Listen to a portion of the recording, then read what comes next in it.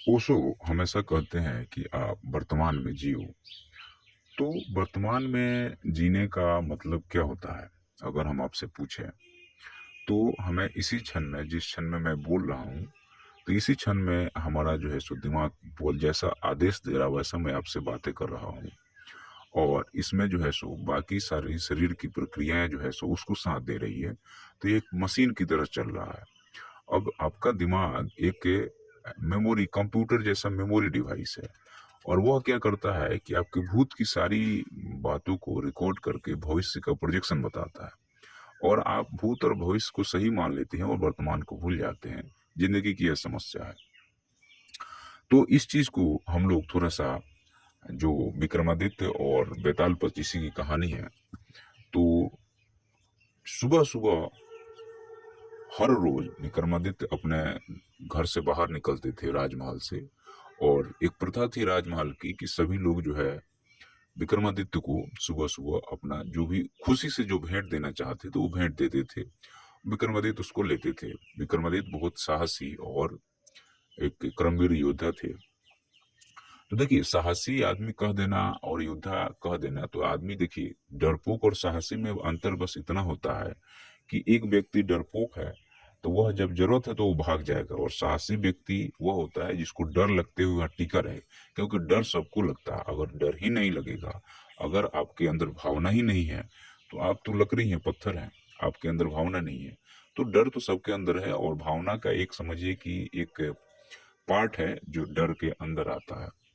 अब यहाँ पे बात ये आती है कि डेली सन्यासी जो है, एक सन्यासी भी आता था सुबह सुबह, और विक्रमादित्य को एक फल देके चला जाता था।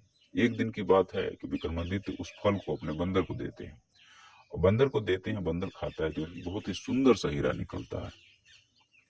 फिर सारे फलों को काटा जाता है। जितना दिन में सन्यासी ने उन फलों को दिया था विक्रमादित्य को, सब में से हीरा निकलता है। विक्रमादित्य बहुत अचंभित होता है और पूछता है कि आप कौन है, क्या है। तो वह सन्यासी बोलता है कि आपको हमारे साथ आना पड़ेगा शमशान घाट में। मैं एक तंत्र विद्या की साधना कर रहा हूँ जिसमें मुझे एक साहसी व्यक्ति की जरूरत है, और आपसे साहसी इस राज्य में और कोई नहीं मुझे दिखता, इसलिए मुझे आपकी जरूरत है। तो अब यहाँ पे एक घटना घटती है जिसमें विक्रमादित्य जो है नींद में जी रहे थे कि जब भी आपको कोई फल दिया गया, तो सन्यासी ने हर दिन विक्रमादित्य को फल दिया, और विक्रमादित्य ने उसको एक जंगली फल समझ के फेंक दिए। तो इसका यह मतलब हुआ कि विक्रमादित्य क्या उसके पहले नींद में जी रहे थे? तो बिल्कुल सही बात है। जिंदगी हमें हर दिन एक अच्छा मौका देता है, लेकिन हम लोग क्या करते हैं उसको कि कूड़ा करकट के जैसा फेंक करके और एक नए मौके की तलाश में दौड़ पड़ते हैं। और यह जो है सो एक अनवरत भागता हुआ जीवन बन जाता है। अगर आप सही तरीके से उसका अ, विश्लेषण करें कि भाई जो हमें आज मौका मिला है उसी में अगर हम आगे बढ़ें तो एक स्टेप आगे बढ़ जाएंगे आप। लेकिन नहीं, हम लोग चाहते हैं कि नहीं, मुझे कुछ एकदम टॉप क्लास का अचानक से मिल जाए। तो ऐसा नहीं होता है। बिना सीढ़ी घर कोई बनता है तो बिना बेस का घर तो नहीं बनेगा ना। और आप लोग वही सोच रहे हैं कि हमें अगर कोई चीज मिल रहा है तो सीधे हमें 10वां फ्लोर तक का घर मिल जाए, बेसमेंट जीरो हो। अगर आप नीचे के स्टेप नहीं लेंगे, कोई बच्चा अगर नर्सरी से पढ़ना नहीं शुरू करेगा, पहली क्लास से पढ़ना नहीं शुरू करेगा, तो ग्रेजुएशन नहीं पास करेगा। लेकिन हमें बड़ा चाहिए, अचानक से बड़ा चाहिए, और छोटे छोटे स्टेप को हम लोग भूल जाते हैं। और छोटे छोटे स्टेप को भूलने का मतलब यहाँ पे यह हुआ कि हम जो है अपने वर्तमान को भूल गए और भविष्य की पूर्वाग्रह से ग्रसित हैं और भागते जा रहे हैं। तो ये न खत्म होने वाली दौड़ है। इसलिए हमें जो भी हमें मौका मिला है उसी में हमें आगे बढ़ने की कोशिश करना चाहिए, और कुछ नया करने की कोशिश करना चाहिए। और उसी में नया जब करेंगे तो एक नया द्वार खुलते जाएगा और आप आगे बढ़ते जाएंगे। कभी भी आप ये सोचेंगे कि मैं आज ही बहुत बड़ा अमीर बन जाऊं या बहुत बड़ा साधु बन जाऊं, बुद्ध जो है सो घर न छोड़े होते या उन्होंने एक कदम आगे नहीं बढ़ाया होता, तो शायद उन्होंने दुनिया के इतने बड़े संदेश नहीं दे पाते कि तुम वर्तमान में जियो या तुम मध्य में जियो। तुम्हें बहुत ज्यादा इधर उधर भागने की जरूरत नहीं है। बुद्ध के मध्य में जीने कहने का मतलब ये है कि न तुम दिमाग से जियो न पैर से जियो, तुम दिल से जियो। या जो अभी जो समय चल रहा है इसी में जियो। मध्य में कहने का मतलब ये है, न भूत में जीना है न भविष्य में जीना है, मुझे वर्तमान में ही जीना है, मुझे अभी इसी वक्त में जीना है। यह आपका वर्तमान है। और मध्य में कोई जो हमेशा इस बात को कई लोगों से मैं सुना, जो उनके वक्तव्य हैं, उन्होंने इसको सही तरीके से लिया नहीं। बुद्ध ने कहा कि फॉलो द मिडिल पार्ट, या मध्यम मार्ग में हमें चलना चाहिए, तो उन्होंने कुछ और ही ले लिया। जैसे एक बार मैं आचार्य प्रशांत को सुन रहा था, उनका ये कहना था कि मध्यम मार्गी जो है सो कुछ नहीं कर पाता है। लेकिन मध्यम मार्गी कहने का मतलब क्या है आपने समझा नहीं, तो आप ऐसे ही व्याख्या उसकी करेंगे।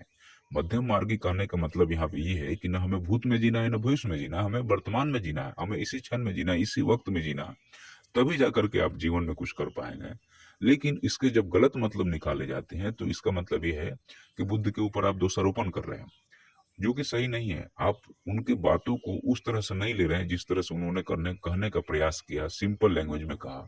लेकिन जब आप उनके पूरे अस्तित्व के ऊपर क्वेश्चन ही खड़ा कर दे रहे हैं, जब उसको मानने के लिए आप तैयार नहीं है, तो वो भी आपको मानने के लिए तैयार नहीं है, या वो आपको फायदा नहीं पहुंचाएगा। खैर, ये तो हो गई कि विक्रमादित्य यहाँ पे जब उस फल को देखता है, तो उसको झटका लगता है कि इस फल में इतना बड़ा चीज था, लेकिन मैंने इग्नोर किया, या मैंने इसको छोड़ दिया, फेंकता गया। तो यहाँ पे क्या शो करता है, यह कहानी यहाँ पे क्या बता रहा है? इस कहानी का अंडरलाइन वैल्यू ये है कि यहाँ से विक्रमादित्य एक जागा हुआ व्यक्ति की तरह अब आगे बढ़ रहा है, और हर एक चीज को बहुत ध्यान से देखना शुरू करता है। या उसके जीवन में एक बहुत बड़ा विस्फोट होता है, जिसमें वो चीजों को बहुत ही गौर से देखना शुरू करता है। और जब चीजों को आप बहुत ध्यान से या बहुत गौर से जब देखना शुरू करेंगे, तो समझिए कि आपके जीवन में एक बहुत बड़ा विस्फोट हो जाएगा, और वहीं से आपके जीवन की बदलाव शुरुआत हो जाएगी। जैसे बुद्ध कहते हैं कि किससे कहते हैं, तो आपको मुझे ये नाम याद नहीं आ रहा है, कि मुझे ज्ञान की प्राप्ति हो जाएगी तो मैं आपको बताऊंगा कि मुझे क्या मिला। ठीक है। और ये मेरे ख्याल से मगध के राजा से ये बात कह रहे हैं बुद्ध। तो जब उनको ज्ञान की प्राप्ति हो जाती है, फिर मिलने आते हैं, फिर वो बताते हैं उनको। तो वो वर्तमान की ही बातें बता रहे हैं, वो कोई भूत और भविष्य की बातें नहीं बता रहे हैं। हम लोग जीवन में कोई भी काम करते हैं, जो भी हमारे हाथ में मिलता है, मैं उसको छोड़ देता हूँ। मैं हमेशा एक बड़ा, जैसे हमें गाड़ी मिल गया, तो हम वही शांत नहीं होते, हम सोचते हैं इससे बड़ी गाड़ी। तो आपने फिर से क्या किया, एक नया चीज पाल लिया। जैसे आपका कोई चीज छूट गया, जैसे आपके कोई घर में कोई गड़बड़ हो गया, तो आप उसको छोड़ते नहीं है, आप उससे सोचते हैं मैं इसे और बड़ा करूंगा। तो प्रकृति का काम क्या है? प्रकृति का यही काम है कि वो प्रकट करेगा। तो जब वो प्रकट करेगा और आप ही उसके साथ नहीं चलेंगे, तो किसके द्वारा वो प्रकट करेगा? तो अगर उसको लगता है कि नहीं, ये व्यक्ति हमारे काम का नहीं है, तो जो आपको सर्वाइवल ऑफ द फिटेस्ट का जो नियम है यहाँ पे लागू हो जाता है, और प्रकृति उसको छोड़ देती है। तो प्रकृति जब छोड़ देती है, तब जाकर के आप जो है सो एक सही तरीके से अपने आप को समझ पाते हैं कि हमारा जीवन क्या है। तो अब ये जो आपका विक्रमादित्य वाला कहानी है, उसको हम लोग नेक्स्ट एपिसोड में उसको कवर अप करेंगे। ये वीडियो बहुत लंबा हो जाएगा, और अगर आपको हमारी बातें अच्छी लगती है तो आप हमारे साथ जुड़ सकते हैं। धन्यवाद आप लोग को हमें सुनने के लिए।